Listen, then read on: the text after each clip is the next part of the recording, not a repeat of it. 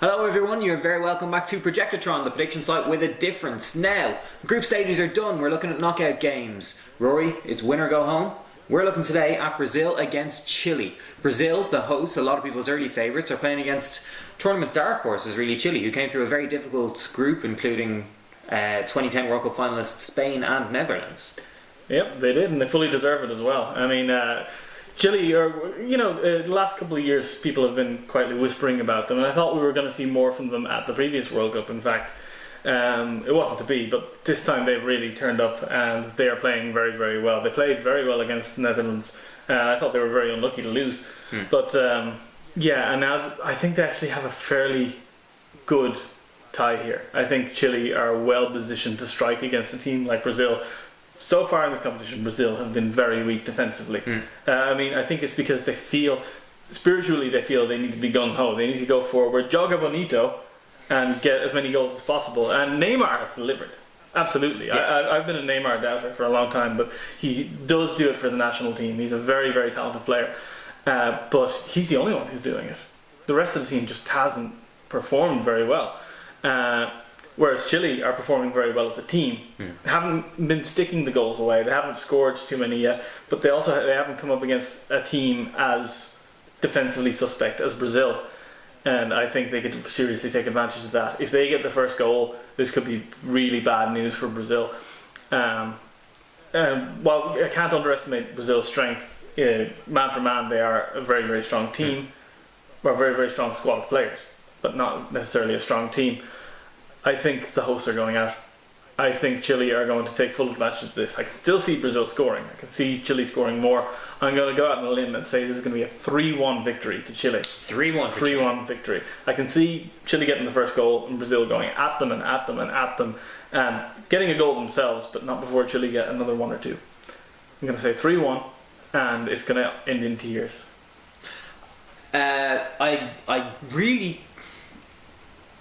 I'm kind of a bit torn here because I agree with you. I think that Brazil's biggest weaknesses so far in the tournament have been with players getting in behind the fullbacks. So Dani Alves and Marcelo, shockingly, have been defensively exposed. And I think that Chile have the pace and the delivery to do that. And Brazil have also been kind of weak at shutting down opposition midfielders when they're on the ball, which could be where Arturo Vidal comes into his own. We've spoken about him before, and he's been pretty good. He's lived up to the billing in the second two games so far. And I think that Chile will score. I think Chile will score probably twice, but I think if the Spanish match shows us anything, it's that Chile will happily take the game by the scruff of the neck for maybe the first 10-15 minutes. Do their best, try and get a goal. If they score early, I agree, Brazil are going to throw everything at them. And Chile are very well equipped to absorb pressure, break quickly on the counter and score a goal that way. The problem that I see is that, like against Spain, Chile are also very well equipped to just absorb pressure. So I can definitely see them scoring once, maybe scoring twice, and then sitting on their hands waiting for Brazil to come at them. And if they defend deep, I don't think Brazil are going to have enough to break them down, to break down that three-man central defence. What could be interesting is the state of the Brazilian midfield leading into this game, because we saw Luis Gustavo hobbling off against Mexico, and there's doubts that Paulinho, who's been pretty disappointing, he's been pretty good at replicating his Tottenham form for true. Brazil. So he's consistent, but remains a favourite of Scolari. There's been rumours that he's going to start.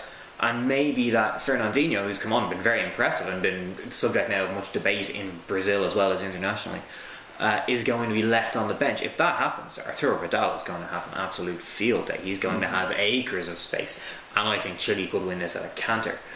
If Scolari shuffles the pack around, packs the midfield a little bit more, and they compress that space a little, then, Brazil have more of a chance. But I still see Chile winning probably by 2, and I reckon Brazil get 1. So that's where I'm going. Chile 2-1 win. I agree with you. The hosts are going out.